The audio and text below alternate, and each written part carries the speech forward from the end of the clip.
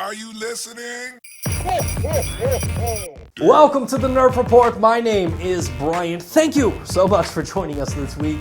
A lot has happened since we've last spoke. Cyberpunk 2077 was pulled from the PlayStation Store. Ubisoft Plus went live on Google Stadia for US players. Among Us Shadow dropped on the Nintendo Switch. And Stadia is now compatible with iOS devices. But for this week's show, I wanted to take some time to compare the experience that I've had with Stadia and the PlayStation 5. Because I'm privileged enough to be owning a PlayStation 5 and I've been using it for quite a bit, so I thought it would be fun to do a comparison between both platforms and really dive into the differences between the two of them. And I think the clear point that we should make before we even get started is that, yes, technically these are competing consoles, but I really don't see it as like warring factions as much as other gaming media might portray it. And also, I want to clarify that I am making this video as a lifelong PlayStation fan.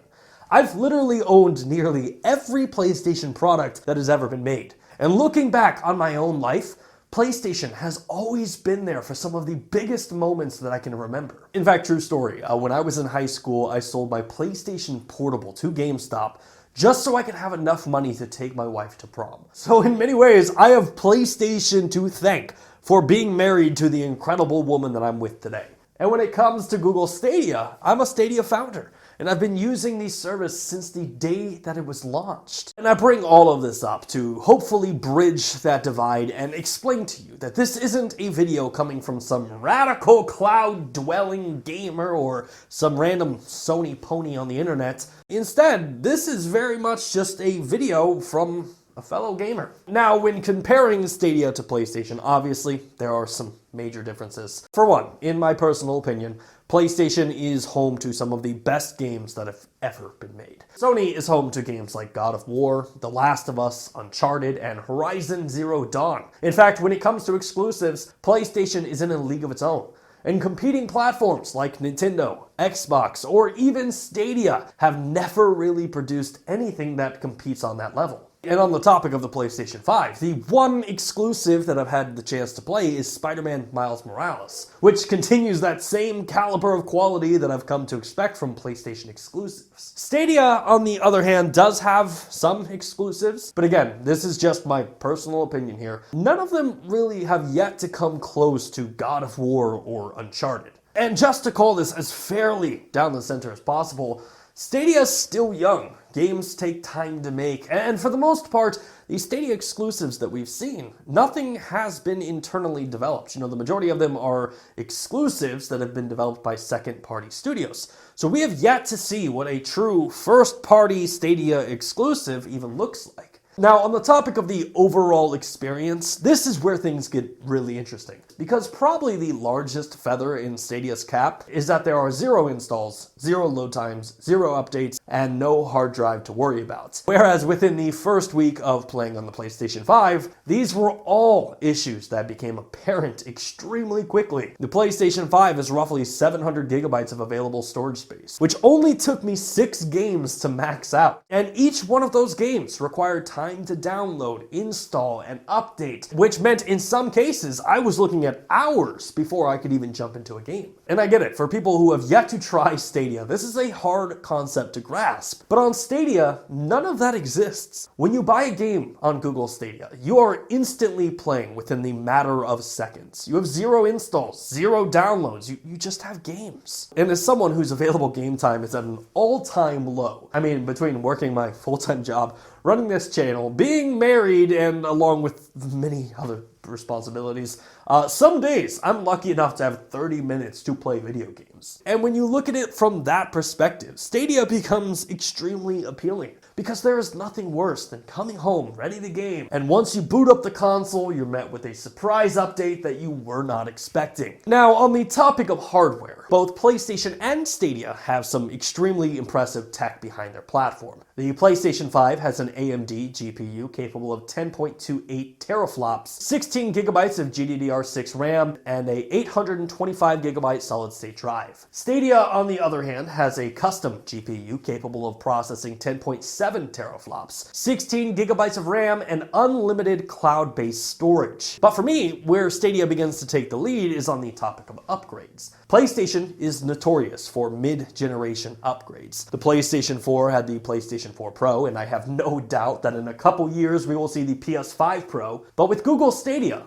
all of the upgrades happen on Google's end. You aren't responsible for buying anything new. In fact, Stadia's John Justice recently told The Escapist that behind the scenes, Google is constantly upgrading hardware to improve Stadia's overall performance, giving you the equivalent of a mid-generation upgrade for free. Now, moving on to controllers, I have to say that I am a massive fan of what Sony has done with their new DualSense controller. The adaptive triggers are unlike anything I have ever felt in gaming. Using the DualSense while playing Call of Duty has legit become one of my favorite things ever. And if you're not aware, thanks to the adaptive triggers, Sony has allowed developers to program each gun to have a distinct feel every single time you pull the trigger. And Sony has improved the overall feel of the controller as well.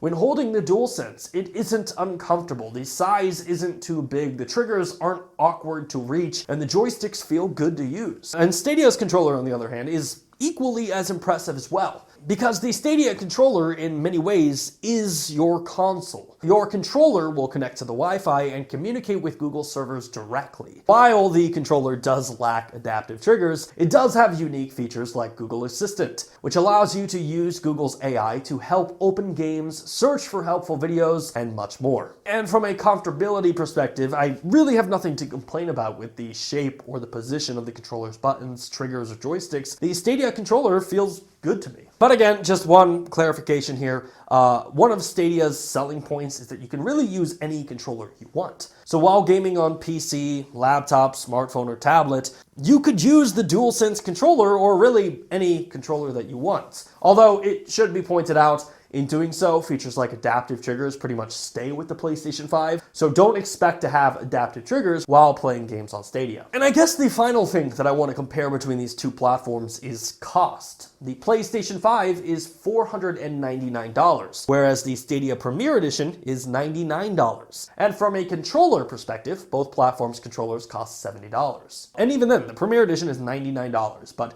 if you're going to game on PC or with your phone, you really don't need it. Technically, Stadia is free, which is massive. Google is essentially offering a console that has similar hardware to the PlayStation 5 that you can use with any controller that you want for free. And another win for Stadia is with PlayStation. If you want to game online with your friends, you have to pay for PlayStation Plus, which is $9.99 a month. Whereas with Stadia, you just buy the games you want to play and play it with your friends. There's no additional cost necessary.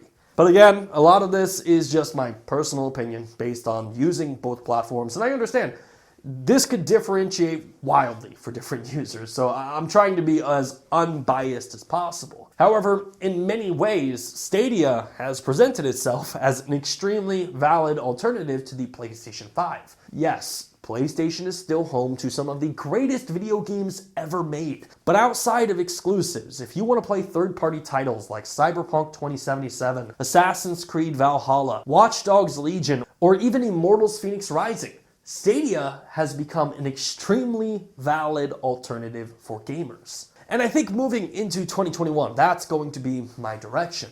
Yes, I will still keep my PlayStation 5 for those fantastic exclusives, but Stadia has become my new primary gaming platform. And I guess where I want to end this is by hearing your personal experience. Have you tried the PlayStation 5 or Stadia? What has your experience been? Did I miss any massive differences between the two platforms?